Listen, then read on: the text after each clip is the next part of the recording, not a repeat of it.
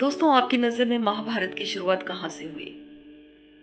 क्या द्रौपदी के चीरहरण से या फिर पांडवों का अपना अधिकार मांगने से इसकी शुरुआत हुई? जी बिल्कुल नहीं। महाभारत का बीज तो उसी दिन बोया गया था जब धृतराष्ट्र और गांधारी का विवाह हुआ था। विवाह के समय गांधारी को यह मालूम नहीं था कि धृतराष्ट्र अंधे हैं। एक पत्नी को जब विवाह के बाद पता चला कि उसके पति देख नहीं सकते, तो ना जाने उसके कितने सपने चकनाचूर हो गए और उन्होंने पट्टी अपनी आंखों पर बांध ली। दूसरी ओर किसी कुंडली दोष के कारण गांधारी के पिता को ज्योतिषियों ने कहा था कि आप पहले इनका विवाह एक बकरे से करवाइए ताकि इनका कुंडली दोष समाप्त हो जाए। गांधारी का विवाह एक बकरे से करवाया गया और फिर उस बकरे की बलि दे दी गई। वे विधवा कहलाई। उसके बाद उनका विवाह धृतराष्ट्र से हुआ, लेकिन धृतराष्ट्र को भी ये बात मालूम नहीं थी। रिश्तों में बातों को छुपाना महाभारत को जन्म देता है। धृतराष्ट्र ने गांधारी के मायके वालों को बंदी बना लिया।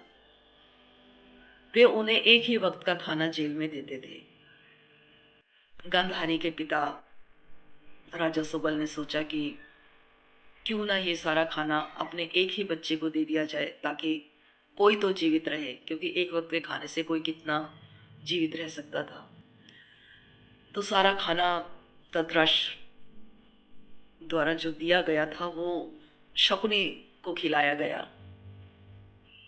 शकुनी के मन में अपने मरते पिता को देखकर और मरते परिवार को देखकर बदले की भावना उत्पन्न होती है और वे सारी उम्र के लिए हस्तिनापुर रह जाते हैं। इसलिए नहीं कि उन्हें गांधारी से प्रेम था, बल्कि इसलिए कि वे बदला लेना चाहते थे, अपने परिवार के मृत्यु का बदला। और इस बात ने महाभारत को जन्म दिया। इसलिए जब भी आप कोई रिश्ता बनाए तो उसमें ट्रांसपेरेंसी रखना बहुत ज़रूरी है।